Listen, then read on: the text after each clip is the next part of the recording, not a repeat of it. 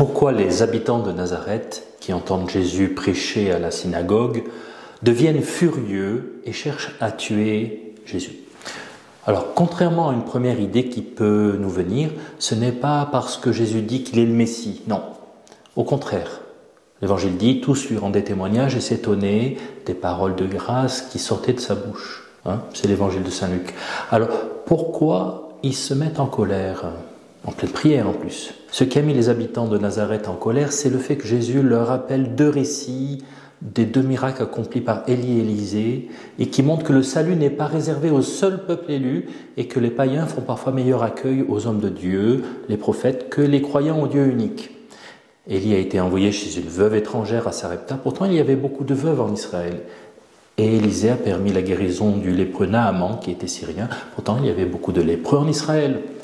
Aucun prophète ne trouve un accueil favorable en son pays, nous dit Jésus dans l'évangile d'aujourd'hui. C'est un peu comme si Jésus disait aux personnes qui l'ont connu depuis qu'il est tout petit, « Vous avez le cœur fermé à Dieu ». Alors la violence s'empare d'eux, et ce qui témoigne d'ailleurs un peu de leur dureté de cœur. Jésus est venu au milieu des siens, et les siens ne l'ont pas accueilli. Saint Luc rejoint le prologue de Saint Jean avec d'autres mots. Alors dans notre société post-chrétienne, les paroles de Jésus ne sont pas faciles à accueillir, de mon point de vue. Nous sommes une minorité de la population allée à l'église. Et si un prophète se levait durant la célébration et me disait que mon cœur à moi est fermé à Dieu, en même temps, c'est un évangile, bonne nouvelle, qui fait du bien, car il y a un grand piège qui nous est tendu quand nous sommes en situation de minorité, nous chrétiens. Ce piège, c'est durcir notre cœur par rapport à l'ensemble de la société actuelle, de la culture actuelle. C'est le soupçon généralisé qui nous fait voir le diable et des complots partout. Oui, je pense que c'est un grand piège qui nous guette. Alors cet évangile me rappelle que Dieu est d'abord vainqueur. Mais Jésus, passant au milieu d'eux, allait son chemin, nous dit le dernier verset de l'évangile de ce jour. Donc, je n'ai pas besoin de sauver, de défendre Dieu. Sauf dans mon cœur où je peux combattre intérieurement pour lui faire de la place. Mais à l'extérieur de moi, ma mission de chrétien, c'est d'abord de regarder où est la vie avec un grand V majuscule.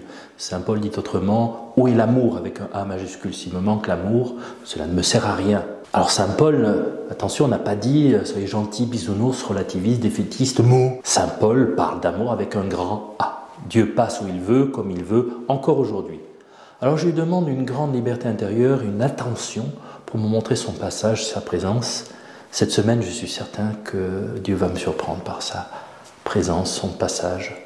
Je vous fais un exemple, je suis allé voir le film d'Alexandre Jolien, c'est un philosophe qui a un handicap, j'aime beaucoup ce philosophe, et il est chrétien. Dans son film, il y a un passage qui aurait pu me fermer le cœur.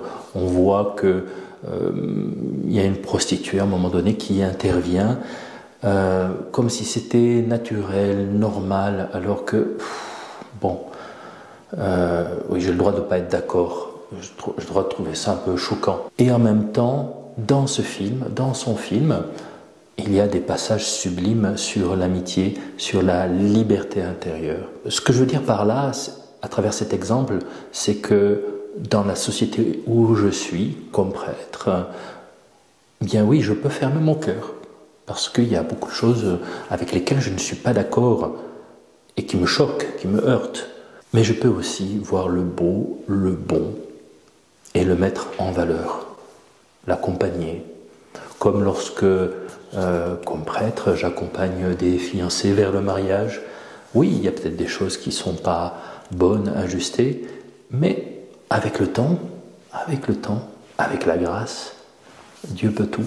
Ce qui est guérissant, à mon sens, dans cet évangile, c'est l'encouragement à l'accompagnement de ce qui est déjà là, beau, bon et vrai. Et puis toi, comment tu fais pour garder ton cœur ouvert au passage et à la présence de Dieu? Je suis curieux. Si tu le souhaites, tu peux mettre dans les commentaires un mot, un verset qui t'a particulièrement touché en ce jour. Le roi de mon cœur soit la montagne qui m'élève, la source qui m'abreuve.